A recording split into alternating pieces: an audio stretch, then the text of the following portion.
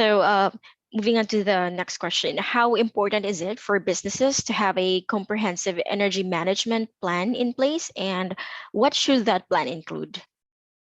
Okay, that's a really excellent question. And I wish that many of the businesses that I worked with asked that question straight off, because uh, a comprehensive energy management plan is really core to effective in use of energy efficiency for organisations to save money and cut their carbon footprint. Um, so there was a institute.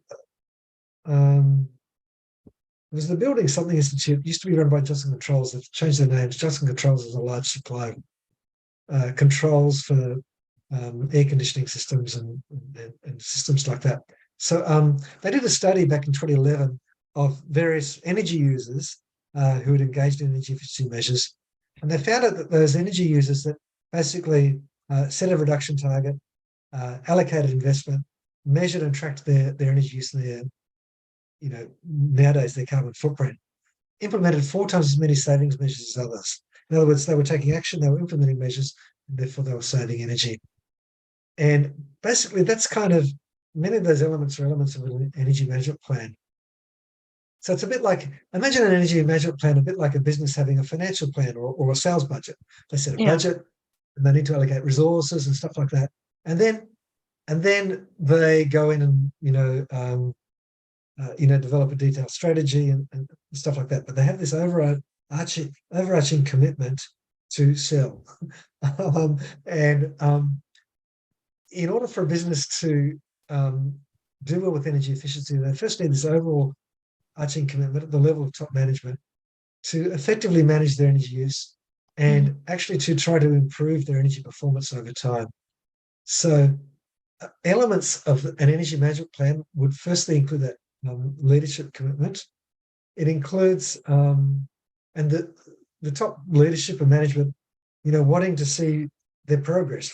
It's important. So I say, well, what's our energy use? How does it compare with this time last year? How are we tracking? Mm-hmm. And then it's resourcing it. As I've mentioned earlier, you need to resource it appropriately. You need to measure and monitor. You need to engage with your organisation.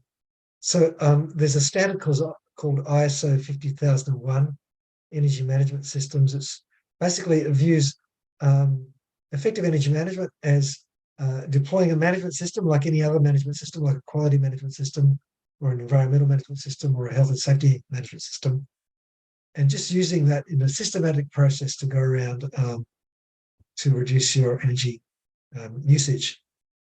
Another important part of energy management, which is embedded kind of in these ISO standards, is this concept of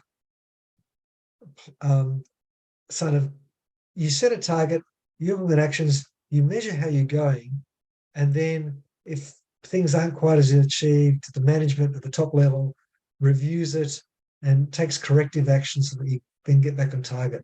And it's kind of like a continuous cycle.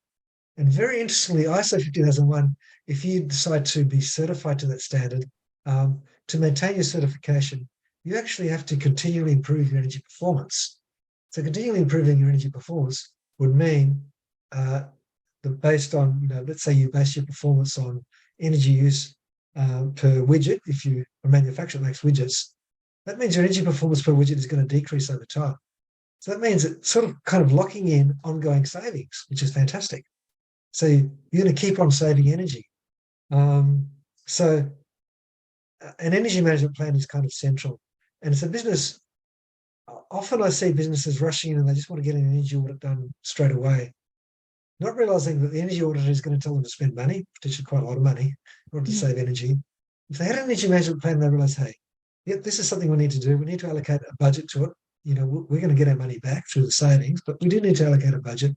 We probably need to allocate management responsibility, so someone has that as a KPI to ensure that the projects are implemented and done. Once you put that in place, then and a consultant can help you put that in place, then move ahead and identify what the opportunities are.